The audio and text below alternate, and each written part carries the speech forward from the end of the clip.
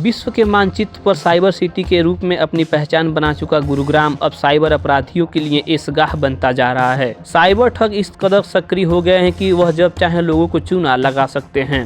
वही साल 2023 की बात की जाए तो गुरुग्राम में साइबर ठगी के 32,000 मामले सामने आए थे, जिसमें करोड़ों रुपए की राशि लोगों से ठगी गई थी। पुलिस ने इस मामलों की जांच करते हुए 25 करोड़ रुपए की राशि बरामद की। साथ ही 600 अपराधियों को गिरफ्तार किया गया। इसके बावजूद भी अभी 7,000 मामले पुलिस की पकड़ से दूर हैं। आपको बता दें कि गुरुग्राम का नाम साइबर सिटी इसलिए पड़ा क्योंकि यहाँ बहुत सी कंपनियां अपनी ऑफिस खोली हुई हैं। MNC कंपनियां यहाँ रहकर विदेश में साइबर से जुड़े बिजनेस मॉडल को संभालती हैं। मगर ऐसे में साइबर सिटी गुरुग्राम में अब साइबर अपराधों का भी बोलबाला होने लगा है।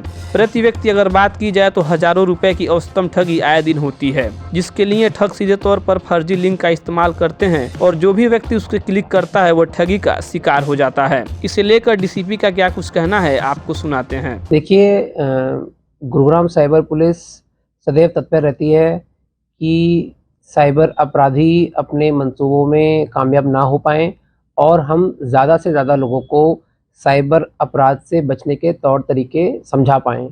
इसके लिए ना सिर्फ इलेक्ट्रॉनिक मीडिया बल्कि प्रिंट मीडिया, सोशल मीडिया का भी भरपूर उपयोग गुरुग्राम साइबर पुलिस द्वारा किया जाता है।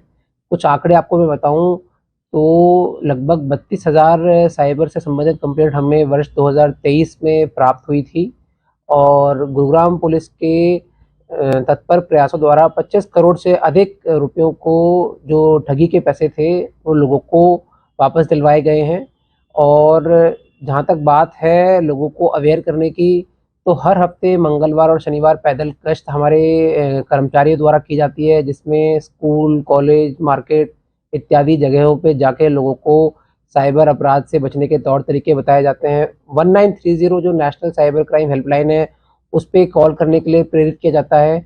और एक बहुत ही सराहनीय पहल जो गुरुग्राम साइबर पुलिस द्वारा की गई है वो ये है कि जब भी कोई अपराधी यहाँ पकड़ा जाता है तो उनके द्वारा पूरे भारत वर्ष में और जो अपराध किए गए हैं उनका लिंकेज भी निकाला जाता है और अन्य डिस्ट्रिक्ट्स के ऑफिसर्स को लिखा जाता है कि हमने यह आरोपी यहाँ गुरुग्राम में पकड़ा है और इनकी आप के ज़िले में भी द्वारा इन्होंने वारदात करी है, तो आप भी अपने मुकदमे में इनको अरेस्ट कर सकते हैं। जिससे क्या होता है कि एक जो ऑर्गेनाइज्ड नेक्सस होता है क्रिमिनल्स का वो टूट जाता है। देखिए, मैं इस बारे में मना नहीं करूँगा कि साइबर अपराध हो रहा है और कुछ लोग जानकारी के अभाव में कुछ ऐसे लिंक इत्यादि पे क्लिक कर देते हैं या कोई ऐसी ऐप डाउनलोड कर लेते हैं जिससे उनके फ़ोन का एक्सेस किसी सुदूर बैठे व्यक्ति के पास में चला जाता है या गलती से अपना वो OTP बता देते हैं।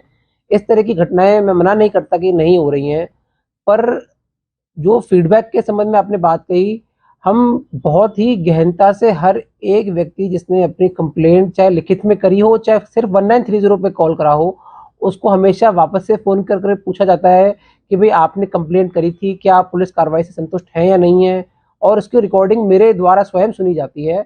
और यदि कोई व्यक्ति इस तरह की बात बताते हैं कि भाई मैं पुलिस कार्रवाई से संतुष्ट नहीं हूँ, तो दूसरे अनुसंधानकर्ता को वो कंप्लेंट मार्क करी जाती है और वापस से उस कंप्लेंट पे अनुसंधान किया जाता है और पूरा भरसक प्रयास यही रहता है कि जितना यथासंभव प्रयास हमसे हो सके शिकायतकर्ता को संतुष्ट किया जाए। 32,000 मामलों में से देखिए कुछ कंप्लेंट तो अंडर प्रोसेस रहती ही रहती हैं।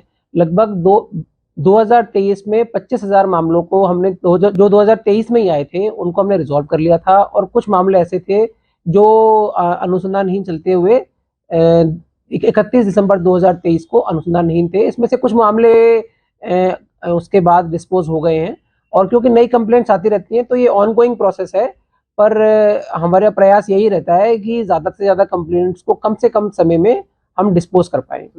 नहीं, आपने बिल्कुल ठीक कहा कि साइबर फ्रॉड और साइबर क्राइम में बैंकिंग इंस्टीट्यूशंस और फाइनेंशियल टेक्नोलॉजी कंपनीज का बहुत बड़ा एक रोल रहता है और हम लगातार इनके साथ बैठकें करते रहते हैं और उनको बताते हैं। एक बहुत इंपॉर्टेंट बात जैसे अभी हमने रेज करी है कि कई बार क्या होता है कि अपराधी कुछ निम्न तबके के लोगों का अकाउंट खुलवा लेते हैं और उन अकाउंट्स को साइबर फ्रॉड के लिए इस्तेमाल करते हैं। तो हमने बैंक से ये अनुरोध किया है कि जो उनके KYC प्रोसेस है कि भाई जो वीडियो KYC वगैरह इत्यादि है उसको थोड़ा सा स्ट्रिक्ट किया जाए, जिससे कोई फर्जी आधार कार्ड वगैरह या कोई फर्जी अपने ID प्रूफ वीडियो में दिखा के कोई अकाउंट ना खुलवा ले जिनका अंततः उपयोग साइबर फ्रॉड के लिए किया जाता है। तो ये तो हमने बात रेज करी है। इसके अलावा हम रेगुलरली बैंक्स को नोटिस इत्यादि भेजते रहते हैं खाते ब्लॉक कराने के लिए या अकाउंट होल्ड या लीन लगाने के लिए, जो हमको पता लगता है कि ये फ्रॉड माध्यम से किसी के खाते में गया हुआ है।